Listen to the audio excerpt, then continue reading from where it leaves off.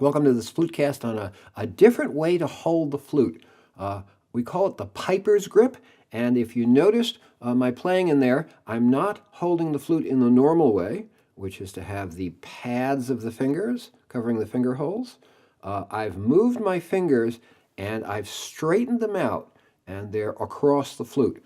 And this is called the piper's grip because it's used by players of bagpipes and low D whistles, Irish whistles. And it's used for several reasons. One advantage is you can reach a much lower flute. If you're having trouble reaching the finger holes of your instrument and you really want to play a lower flute, but it's uncomfortable and the stretch is uncomfortable, moving to the piper's grip will help you get a much lower flute. Another advantage of the piper's grip is speed, and that's why a lot of the Irish whistles and the bagpipe players use it. They consider it to be faster to move your fingers up and down. How to access the piper's grip?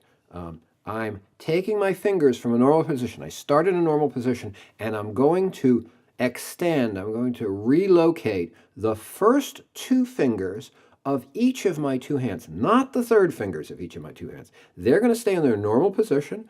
I'm going to adjust slightly and straighten out the fingers a little bit, and I'm going to replace the top two fingers on the top hand back over the finger holes, but keep them straight.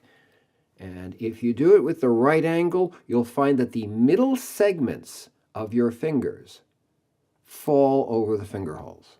If you don't quite get that, pick them up again and readjust the angle so that your third fingers on each of your hands are in their normal position, but the first and second fingers are now covering the finger holes with the middle segment.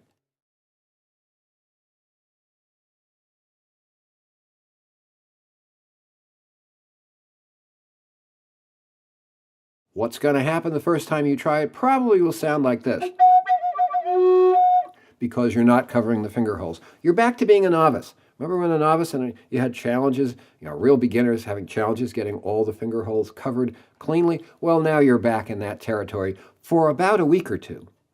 I worked about 5 minutes a day for a week. For 2 weeks, I actually worked 5 minutes a day, and all of a sudden, bam, I could easily cover the finger holes, and I was able to access the low D whistle that I really loved, and that's how I play that instrument. This is a fairly small instrument to use a piper's grip on. It's a mid F-sharp flute, and I wouldn't normally use a piper's grip, but I'm demonstrating it here on this flute. But once you get into the lower flutes, once you get into flutes that are down in the D and the A range, many of those instruments can't be played, especially if you have small hands, unless you use a piper's grip.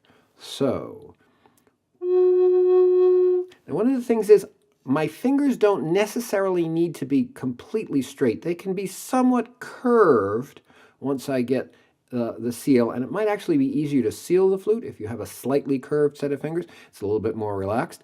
However, they're still relatively straight compared to the cradle grip that we normally use. So now,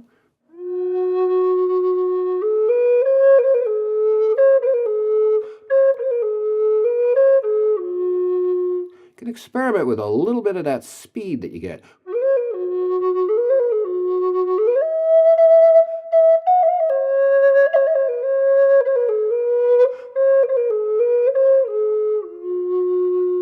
The piper's grip.